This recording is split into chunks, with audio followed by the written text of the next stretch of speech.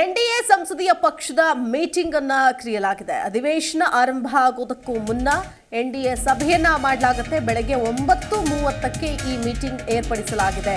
NDA meeting ಇದೆ. ಸಭೆಯನ್ನ ಉದ್ದೇಶಿಸಿ ಮಾತನಾಡಲಿದ್ದಾರೆ ಪ್ರಧಾನಿ ನರೇಂದ್ರ ಮೋದಿ. ಆಡಳಿತಾರೂಢ ಪಕ್ಷದ ಸಂಸದರನ್ನ ಉದ್ದೇಶಿಸಿ ಮೊದಲ ಭಾಷಣ ಮಾಡಲಿದ್ದಾರೆ. ತಮ್ಮ 3ನೇ ಅವಧಿಯಲ್ಲಿ ಮೋದಿ ಮೊದಲ ಸಲ ಸಭೆಯನ್ನ ಕರೆದಿದ್ದಾರೆ.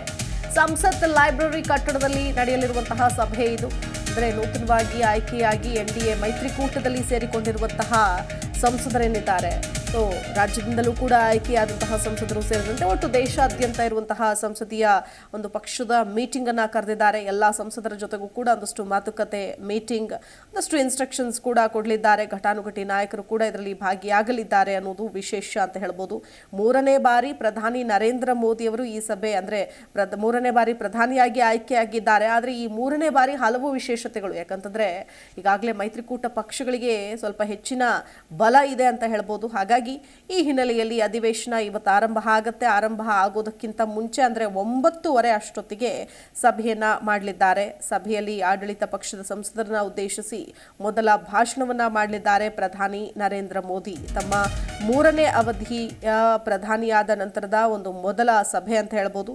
ಸಂಸತ್ ಲೈಬ್ರರಿ ಕಟ್ಟಡದಲ್ಲಿ ನಡೆಯಲಿರುವಂತಹ ಸಭೆ ಇದಾಗಿದೆ.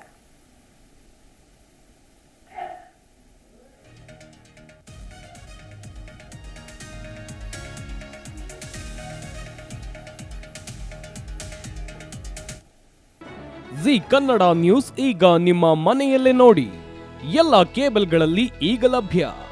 ಸನ್ Direct 292, Jio TV 1334, U digital 162, city cable 51, GTPL 17, Abhishek cables 821, rock line telecommunication 51, Shri Basaveshwara number 60, Vinayaka digital number 53, in digital number 896ರಲ್ಲಿ.